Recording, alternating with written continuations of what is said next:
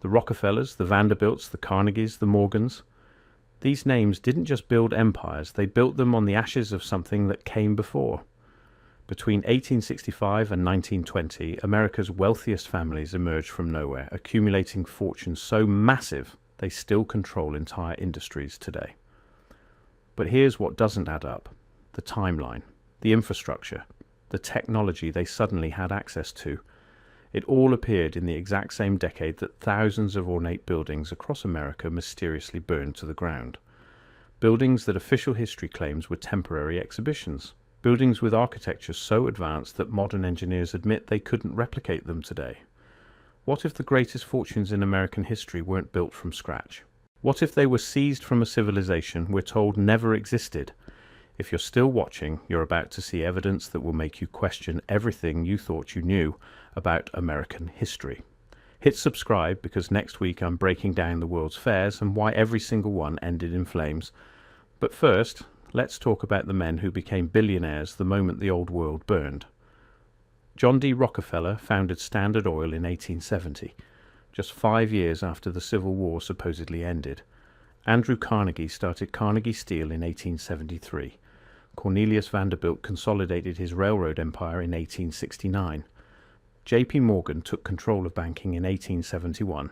Every single one of them, same decade, same timeline, all within a 5-year window after 1865, and all of them became the richest men on earth by monopolizing industries that required massive infrastructure networks, infrastructure that shouldn't have existed yet.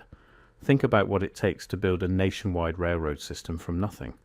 You need steel mills, foundries, precision manufacturing, telegraph networks, standardized track gauges, thousands of trained engineers, massive capital investments, decades of development.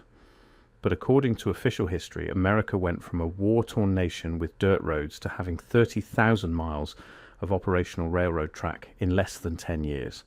The technology didn't exist, the workforce didn't exist, the industrial base didn't exist, and yet the railroads were already there when these men took them over. Vanderbilt didn't build the railroads, he consolidated them. That's the word used in every history book, consolidated. As if these massive rail networks just appeared out of nowhere waiting for someone to claim ownership. The New York Central Railroad that made Vanderbilt a billionaire was already fully operational when he took control in 1867. Locomotives, stations, bridges, tunnels, all of it already built to specifications that engineers today call impossibly advanced for the era. Then there's Carnegie and Steel. Carnegie Steel became the largest steel producer in the world by 1890. But here's the problem. The Bessemer process that made mass steel production possible was only patented in 1856. That means Carnegie had less than 20 years to go from a new invention to producing more steel than entire countries. More steel than Britain, more steel than Germany. Countries that had been developing metallurgy for centuries, and he did it with factories that photographs show were already standing when he supposedly built them. The Edgar Thomson steelworks that made Carnegie his first billion opened in 1875, but photographs from 1876 show a facility so massive and so architecturally sophisticated that it looks like it had been operating for 50 years. Furnaces with capacity that wouldn't be matched again until the 1920s. Rail systems inside the factory more complex than some cities had on their streets. Precision engineering that required knowledge, we're told, didn't exist yet. Carnegie didn't build that factory, he claimed it. J.P. Morgan's rise is even more suspicious. He became the most powerful banker in America by financing the reorganization of the railroad industry in the 1880s and 1890s. But reorganization of what? If these railroads were just being built, why did they need reorganizing? The answer is because they weren't being built. They were being seized. Morgan's entire fortune came from taking control of existing infrastructure and issuing new debt against it. He wasn't creating anything. He was acquiring what was already there. And here's where it connects to Tartaria. Every single one of these men made their fortunes in the exact same cities where the Great Fires happened. The Chicago Fire of 1871 destroyed the city the same year Morgan started his banking empire. The Boston Fire of 1872 wiped out the commercial district right as railroad consolidation accelerated. The San Francisco fires of the 1850s and 1906 conveniently cleared the way for new ownership of West Coast infrastructure. These weren't accidents. They were resets. Look at what burned in Chicago. Not wooden shacks, not frontier buildings, massive stone structures with marble facades and architectural details that official history claims were built by pioneers in less than 40 years. The Chicago water tower that survived the fire wasn't built in 1869 like they claim.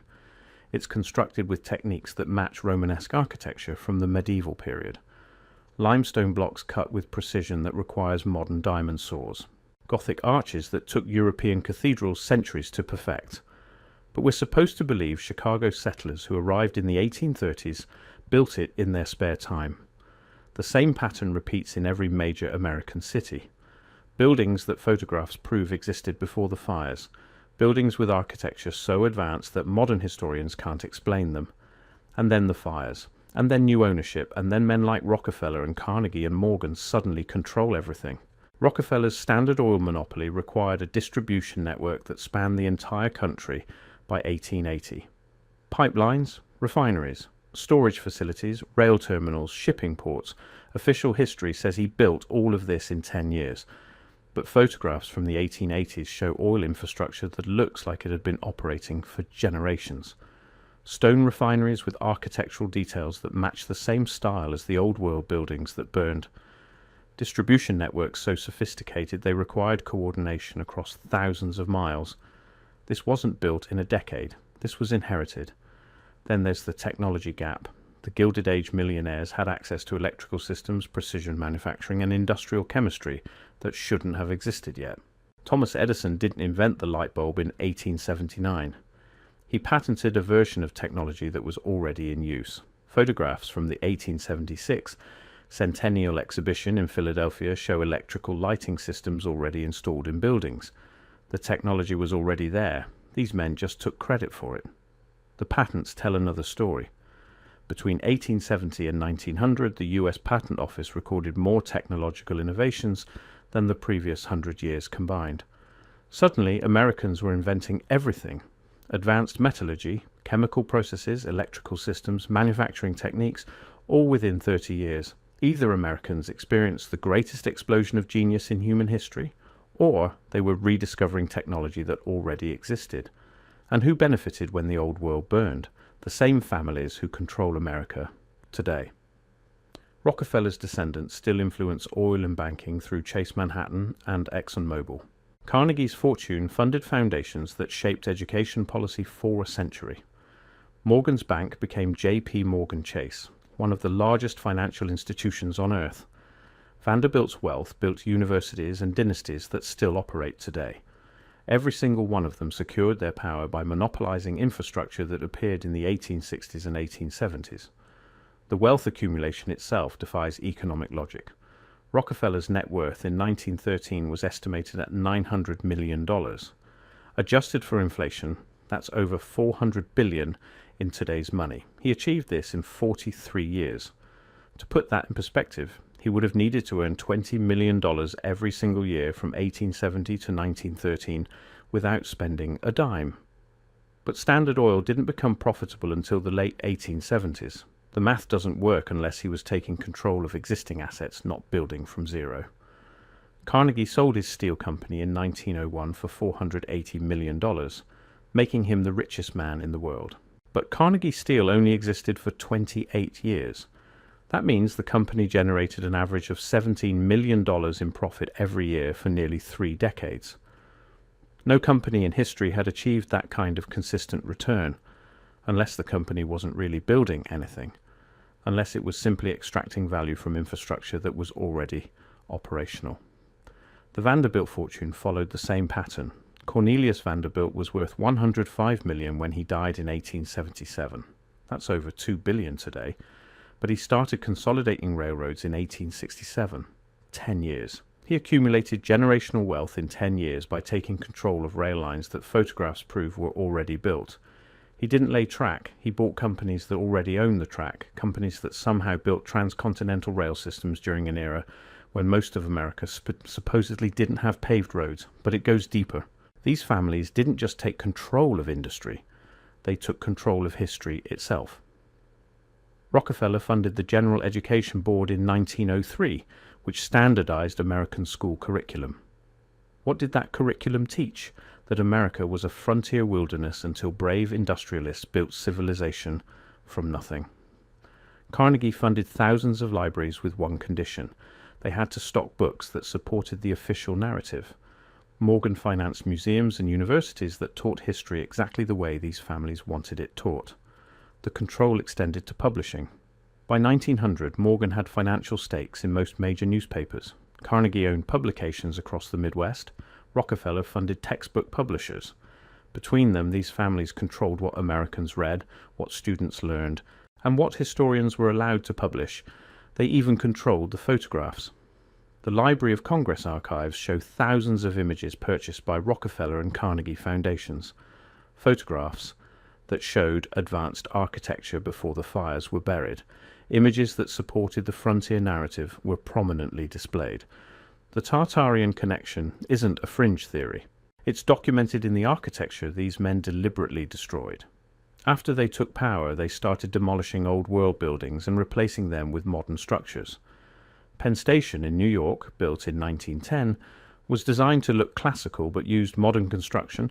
It was demolished in 1963. Why? Because it was a reminder of what came before. The original Grand Central Depot, built in 1871, was torn down and replaced in 1913. The world's Columbian Exposition buildings from 1893, some of the most beautiful structures ever photographed, were all demolished within months of the fair closing. Official reason? They were temporary, made of plaster, but photographs prove they were permanent stone. Every single World's Fair from 1876 to 1915 ended the same way. Massive fires that destroyed everything. The 1876 Centennial Exhibition buildings mostly destroyed. The 1893 Chicago World's Fair burned. The 1904 St. Louis World's Fair demolished and burned. The 1915 San Francisco Panama Pacific Exhibition completely destroyed. And who financed these fairs? Rockefeller, Carnegie, Morgan, and Vanderbilt, the same men who got rich when the old world disappeared. Here's what they don't want you to see. Photographs from before 1880 show American cities that look nothing like the frontier towns we're taught about. Buildings with domed roofs, ornate spires, and architectural sophistication that matches descriptions of Tartarian structures from across the world. Then the fires, then the demolitions, then the new buildings that look deliberately plain and industrial. The old world was erased, and the men who erased it became the wealthiest people in human history. The Gilded Age wasn't about building America. It was about rebranding it. Rockefeller didn't create the oil industry. He took control of refineries and pipelines that were already operating. Carnegie didn't invent steel production. He claimed factories that photographs prove were already standing. Vanderbilt didn't build the railroads. He consolidated networks that had been operating for decades. Morgan didn't create banking. He seized control of a financial system that was already in place. These men weren't builders, they were conquerors, and the proof is in the timeline. No other period in human history saw this kind of rapid wealth accumulation. Not during the Roman Empire, not during the Renaissance, not during the Industrial Revolution in Europe. But somehow, in America, in the span of 20 years, a handful of men went from relative obscurity to controlling more wealth than entire nations. And it all happened right after thousands of architectural masterpieces mysteriously burned to the ground. The official story doesn't make sense. We're told that America was a primitive frontier in 1860. Dirt roads, wooden buildings, no infrastructure. But by 1880 it had railroad networks that spanned the continent, steel production that rivaled Europe, electrical grids in major cities, and architectural achievements that we can't replicate today. That's not progress. That's inheritance. These men didn't build an empire, they claimed one. So what really happened in the 1860s and 1870s? What was the event that official history calls the Civil War, but that might have been something far more catastrophic? Why do photographs from that era show cities in ruins that look nothing like battle damage? Why do maps from before 1860 show American cities with infrastructure that shouldn't have existed yet? And why did the wealthiest families in America all emerge at the exact moment that the evidence of the old world was being systematically destroyed? The answers are in the architecture they tried to erase. In the photographs they didn't destroy. In the timeline that doesn't add up. The Rockefellers, the Carnegies, the Vanderbilts and the Morgans didn't build America. They inherited it from a civilization we're not supposed to know about, and they've spent the last 150 years making sure we never find out. That World's Fair video I mentioned at the start, click it now. You'll see the exact buildings these families burned and why they couldn't let them survive. The evidence is right there in plain sight, and once you see it, you can't unsee it.